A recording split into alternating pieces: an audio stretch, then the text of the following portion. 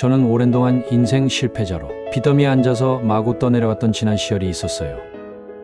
교회를 열심히 다니는데도 왜 내 삶은 고단하고 팍팍한지, 성경에 선포한 수많은 하나님의 약속들, 설교 강단에서 축복의 말씀을 쏟아부었던 목회자들이 답을 해주지 않았죠. 지금은 하나님의 능력과 은혜로 세상의 어떤 교회에서도 볼 수 없는 필요를 넉넉하게 채워주시는 하나님의 도우심으로 살아가고 있어요.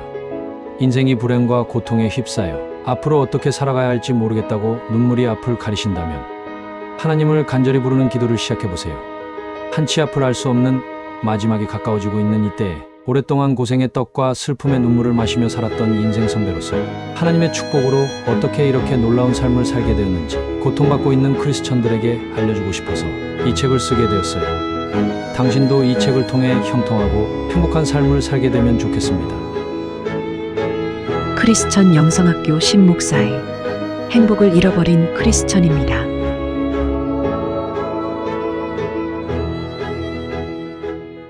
크리스천 영성학교는 운영하는 신목사입니다. 오늘은 당신이 이 땅에서 천국의 삶을 누리지 못하는 이유 라는 제목으로 한번 생각해 볼게요. 마음이 가난해야 천국 간다는 이야기를 들어본 적이 있습니까? 성경에는 여러 차례 소개하고 있으므로 모르진 않겠지만 그게 자신에게 해당되는 이야기라고 생각하지 않을 것입니다. 그도 그럴 것이 우리네 교회에서는 영접기도라고 주일 성수라는 교인들은 천국에 죄다 간다고 가르쳐왔기 때문이죠. 그런데 뭐가 답답해서 가난한 마음을 갖겠어요. 설령 그런 마음으로 신앙생활을 하고 있다면 목회자들에게서 돌아올 말이 뻔하죠. 믿음이 없다는 질책으로 말이죠. 그래서 천국을 기정사실하면서 이 땅에서 잘 먹고 잘 사는 세속적인 축복을 위해 교회 마당을 밟고 있는 중이잖아요. 천국에 들어가는 것은 죽어봐야 하는 것이 아니겠어요? 그러나 담임 목사가 시키는 대로 주일 성수의 11조 각종 희생적인 교회 봉사를 평생 해왔던 당신은 축복을 받아 남부럽지 않게 살고 있습니까? 아니라면 아닌 것이고 없다면 없는 것이잖아요. 아직 때가 안 되어서 그렇다거나 믿음이 부족해서 그렇다면 무책임한 변명에 그만 속으세요. 제 말이 굳이 곧대로 들리지 않는다면 당신의 담임 목사의 삶을 천천히 살펴보세요. 대형교회나 중견교회 담임 목사가 아니라면 그들도 먹고 사는 일이 녹록지 않아요. 중견교회 이 세상의 담임 목사들이라고 또 행복하게 다 살고 있는 것도 아니에요. 그들도 자신을 포함한 가족들이 각종 성인병에 시달리거나 심지어는 정신질환으로 고통스러워하고 있거나 자녀들의 문제로 어두운 얼굴을 펴지 못하는 목사들도 널려 있어요. 이처럼 목사들의 사정이 그럴진데 목사들의 가르침대로 신앙생활을 한다면 축복을 받아 세상에서 성공하고 폼나게 살게 될 것이라고요? 그러니 이제는 목사들의 거짓말을 그만 믿으세요. 평생 당하고 살아온 것만 해도 억울하지 않아요?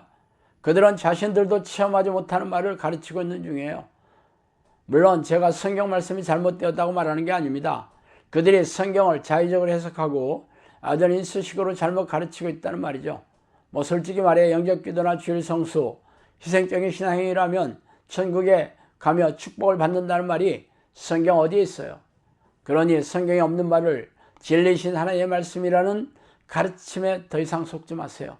그렇다면 이 땅에서 하나님의 축복을 받아 천국의 삶을 누리게 되는지 한번 천천히 살펴볼게요. 세리는 멀리 서서 감히 눈을 들어 하늘을 쳐다보지도 못하고 다만 가슴을 치며 이르되 하나님이여 불쌍히 여기소서 나는 죄인으로소이다 하였느니라. 내가 너에게 이르노니 이에 저 바리새인이 아니고 이 사람이 의롭다 하심을 받고 그의 집으로 내려갔느니라. 무릇 자기를 높이는 자는 낮아지고 자기를 낮추는 자는 높아지리라 하시니라. 누가복음 18장 14절 13, 14절이죠. 자, 이 구절은 자신의 의를 드러내는 바리새인들의 기도와 대비되는 세리의 기도예요. 당시 로마 당국을 대신해서 세금을 거두었던 세리는 유대인들의 은성이 하늘을 찔렀어요. 말하자면 일제강점기에 일본 정부의 빌부터 온갖 못된 짓을 도맡아 했던 그런 조선 사람 같은 취급을 받았다는 거죠. 그래서 세리는 죄인의 대표적인 인물이 되었어요. 그러나 예수님은 하나님을 바로 쳐다보지도 못하고 가슴을 치며 고통스럽게 기도하던 세리를 바리새인보다 더 높여주었습니다. 왜 그랬냐고요? 그는 가난하고 통회하는 마음으로 자신의 죄를 고백하고 하나님의 은혜를 구하고 있었기 때문입니다. 주의 성령이 내게 임하셨으니 이는 가난한 자에게 복음을 전하게 하시려고 내게 기름을 부으시고 나를 보내사 포로된 자에게 자유를, 눈먼 자에게 다시 보게 함을 전파하며 눌린 자를 자유롭게 하고 주의 은혜의 해를 전파하게 하려 하심이라 했더라. 누가복음 14장 18절 19절이죠. 하나님께서 복음을 전파하시려는 대상이 누구인지 아세요? 바로 마음이 가난한 자들입니다. 마음이 가난하다는 것은 자신의 죄를 깨닫고 날마다 회개하며 용서를 구하는 사람들의 특징이죠. 그래서 당신은 가난한 마음으로 늘 기도하며 신앙생활하고 있어요. 처음에는 그랬지만 예수 그리스도께서 십자가에 열리신 보혈의 공로를 힘입어 회개 기도를 통해 죄의 용서함을 받았으니 더 이상 걱정하고 염려하는 것은 믿음이 없는 거라고 생각하기 일쑤죠. 틀린 말은 아니에요. 그러나 당신이 과거에 회개한 것은 과거의 죄를 용서받은 것에 불과하고 현재의 죄까지 자동적으로 적용되는 것은 아닙니다. 그러므로 날마다 자신의 죄를 깨닫고 회개하며 죄에서 돌이켜 죄와 싸워 이기는 회개의 열매를 맺지 않는다면 여전히 당신의 죄를 밥 먹듯이 짓고 있는 폐악무도한 죄인일 뿐입니다.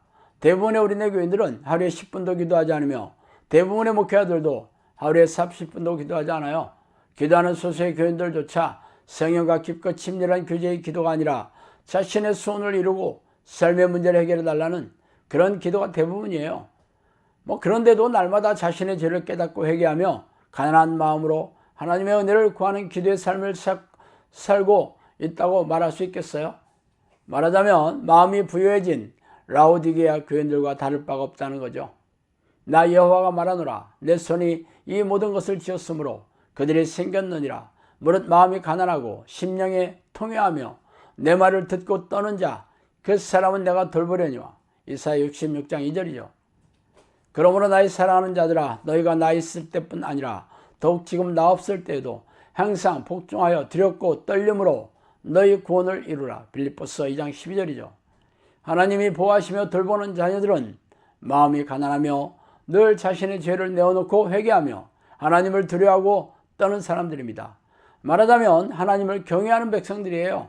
그래서 사도 바울도 구원을 기정사실로 하지 말고 항상 하나님의 말씀에 복종하며 두렵고 떨리는 마음으로 구원을 완성해 나가라고 하지 않았어요? 그런데 우리네 교회는 입으로 죄죄하면서 하나님의 뜻에 순종할 생각이 없이 교회 마당을 밟고 있으면서 구원을 기정사실로 하고 무사태평하게 신앙생활을 하고 있으니 기가 막힌 일이 아닐 수 없습니다. 그래서 어떤 일이 생겼느냐고요? 하나님께서 코로나 바이러스를 보내셔서 하나님의 뜻과 예수의 명령을 없이 여기고 경멸하는 교회를 무너뜨리고 교인들을 드시고 계신 중이에요. 그러므로 당신이라도 살려면 하나님께 돌아가 두렵고 떨리는 가난한 마음으로 하나님의 이름을 부르며 은혜를 구하세요. 그 길만이 당신과 가족이 영원히 사는 유일한 길이기 때문입니다.